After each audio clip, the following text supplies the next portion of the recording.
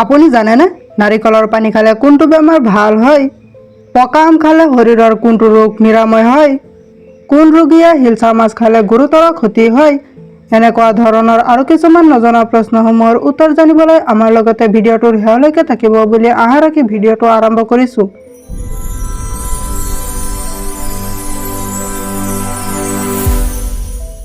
আজিৰ প্ৰথম প্ৰশ্নটো হৈছে কেনে ধৰণৰ খাদ্য অতিৰিক্তভাৱে সেৱন কৰিলে ডায়েবেটিছ হয়?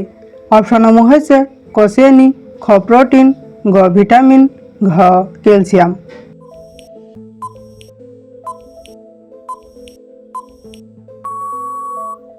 ইয়াৰ ভিতৰত শুদ্ধটো হ'ব অপশ্যন ক চেনি।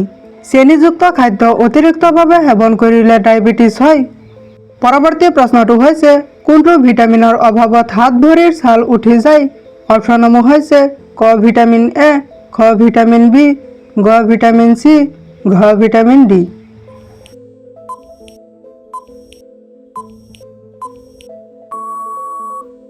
ইয়াৰ ভিতৰত শুদ্ধটো হ'ব অপশ্যন গ ভিটামিন চি। ভিটামিন চিৰ অভাৱত হাত ভৰিৰ ছাল উঠি যায়। পৰৱৰ্তী প্ৰশ্নটো হৈছে ৰাতিপুৱা খালী পেটত কি খাদ্য খোৱাটো বিষ খোৱাৰ সমতুল্য? অপশ্যনসমূহ হৈছে ক মৌ, খ চাহ, গ কণী, ঘ কলা জিৰা।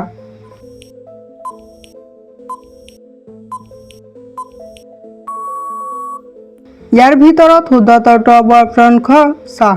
ৰাতিপুৱা খালী পেটত চাহ খালে বিষ খোৱাৰ সমতুল্য হয়। পৰৱৰ্তী প্ৰশ্নটো হৈছে হাতীৰ মুখত কিমানটা দাঁত আছে?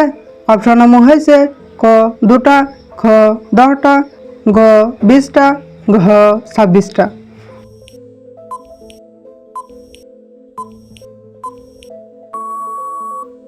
ইয়াৰ ভিতৰত শুদ্ধটো হ'ব অপশ্যন ঘ 26টা।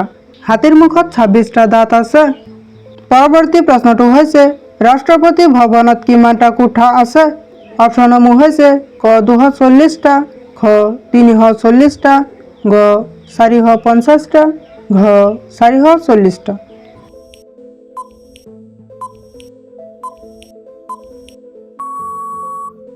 ইয়াৰ ভিতৰত শুদ্ধটো হ'ব অপশ্যন খ 340টা। ৰাষ্ট্ৰপতি ভৱনত 340টা কোঠা আছে। পৰৱৰ্তী প্ৰশ্নটো হৈছে আহোম ৰাজ্য কেতিয়া প্ৰতিষ্ঠা হৈছিল?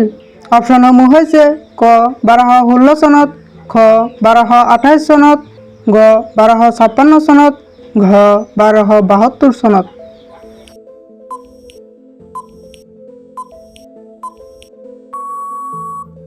ইয়াৰ ভিতৰত শুদ্ধটো হ'ব অপশ্যন খ 1228 চনত। আহোম ৰাজ্য 1228 চনত প্ৰতিষ্ঠা হৈছিল। পৰৱৰ্তী প্ৰশ্নটো হৈছে কোনবোৰ ৰোগৰ বাবে পিঁয়াজ আৰু নহৰু ঔষধৰ দৰে কাম কৰে? অপশ্যনসমূহ হৈছে ক ৰক্তহীনতা, খ টাইফয়েড, গ কলেষ্টৰল, ঘ হৃদৰোগ।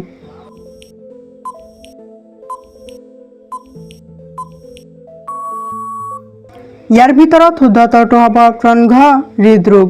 হৃদৰোগৰ বাবে পিঁয়াজ আৰু নহৰু ঔষধৰ দৰে কাম কৰে। পৰৱৰ্তী প্ৰশ্নটো হৈছে কোনটো ফল খালে প্ৰস্ৰাৱৰ সংক্ৰমণ সোনকালে ভাল হোৱাত সহায় কৰে? অপশ্যনসমূহ হৈছে ক নেমু, খ তৰমুজ, গ আনাৰস, ঘ আপেল।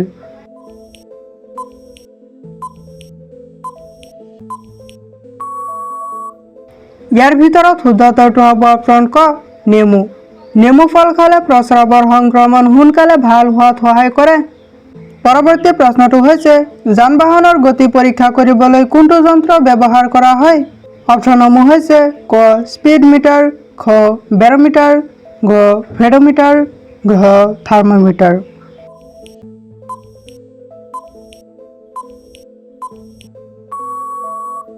ইয়াৰ ভিতৰত শুদ্ধটো হ'ব অপশ্যন ক স্পীডোমিটাৰ।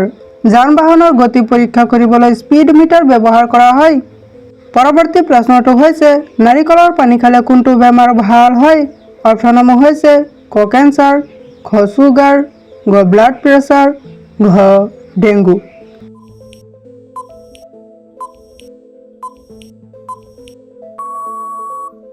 ইয়াৰ ভিতৰত শুদ্ধটো হ'ব অপশ্যন গ ব্লাড প্ৰেছাৰ। নাৰিকলৰ পানী খালে ব্লাড প্ৰেছাৰ ভাল হয়। পৰৱৰ্তী প্ৰশ্নটো হৈছে মৰুভূমিত কোনবিধ উদ্ভিদ পোৱা যায়? অপশ্যনসমূহ হৈছে ক লিলি, খ কেকটাছ, গ গোপাল, ঘ এলোভেৰা। ইয়াৰ শুদ্ধ উত্তৰটো আপোনালোকে কমেণ্টত দিবলৈ যত্ন কৰিব। পৰৱৰ্তী প্ৰশ্নটো হৈছে কোনবোৰ ৰোগীৰ কোল্ড ড্ৰিংকছ গ্ৰহণ কৰাৰ ফলত মৃত্যুৰ আশংকা বৃদ্ধি পায়? অপশ্যনসমূহ হৈছে ক জণ্ডিছ, খ হাঁপানি, গ উশাহ লোৱা, ঘ ডায়েবেটিছ।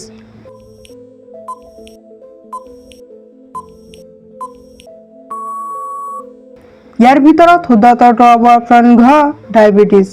ডায়েবেটিছ ৰোগীৰ কোল্ড ড্ৰিংকছ গ্ৰহণ কৰাৰ ফলত মৃত্যুৰ আশংকা বৃদ্ধি পায়। মৃত্যুৰ আশংকা বৃদ্ধি নহ'লেও গুৰুতৰ ক্ষতি হ'ব। পৰৱৰ্তী প্ৰশ্নটো হৈছে শৰীৰৰ কোনটো অংগ বেয়া হোৱাৰ বাবে পলিঅ' ৰোগ হয়? অপশ্যনসমূহ হৈছে ক চকু, খ ভৰি, গ লিভাৰ, ঘ নাক।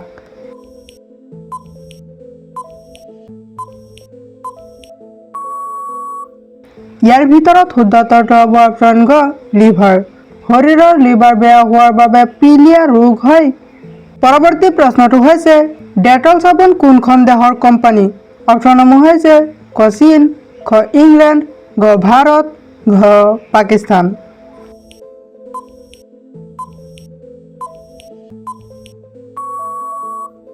ইয়াৰ ভিতৰত শুদ্ধ উত্তৰটো হ'ব অপশ্যন খ ইংলেণ্ড। ডেটল চাবোন ইংলেণ্ড দেশৰ কোম্পানী। পৰৱৰ্তী প্ৰশ্নটো হৈছে পকা আম খালে শৰীৰৰ কোনটো ৰোগ নিৰাময় হয়? অপশ্যনসমূহ হৈছে ক কেঞ্চাৰ, খ ৰক্তহীনতা, ঘ ডায়েবেটিছ, ঘ কলেষ্ট্ৰেৰল।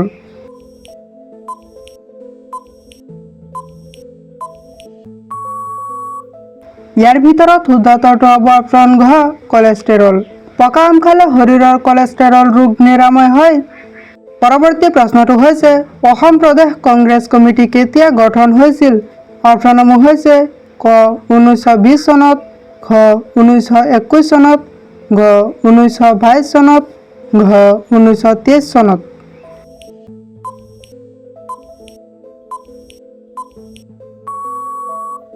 ইয়াৰ ভিতৰত শুদ্ধ উত্তৰটো হ'ব অপশ্যন খ 1921 চনত। অসম প্ৰদেশ কংগ্ৰেছ কমিটি 1921 চনত গঠন হৈছিল। পৰৱৰ্তী প্ৰশ্নটো হৈছে অসমৰ প্ৰথমখন ষ্টেডিয়াম ক'ত নিৰ্মাণ কৰা হৈছিল? অপশ্যনসমূহ হৈছে ক গোলাঘাট, খ যোৰহাট, গ শিৱসাগৰ, ঘ ধেমাজি।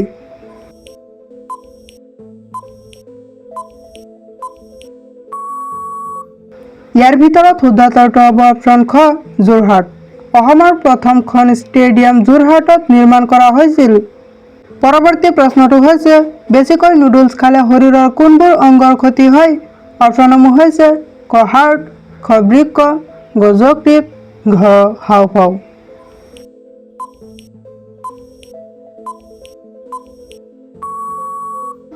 ইয়াৰ ভিতৰত শুদ্ধ উত্তৰটো হ'ব অপশ্যন গ যকৃত।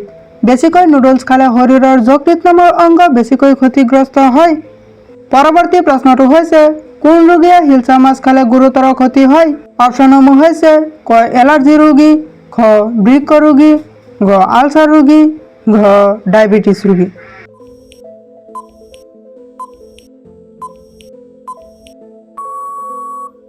ইয়াৰ ভিতৰত শুদ্ধ উত্তৰটো হ'ব অপশ্যন ক এলাৰ্জি ৰোগী।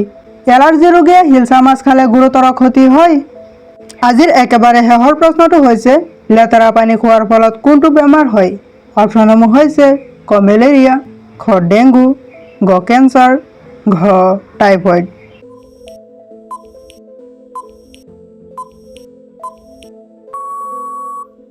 ইয়াৰ ভিতৰত শুদ্ধ উত্তৰটো হ'ব অপশ্যন ঘ টাইফয়েড।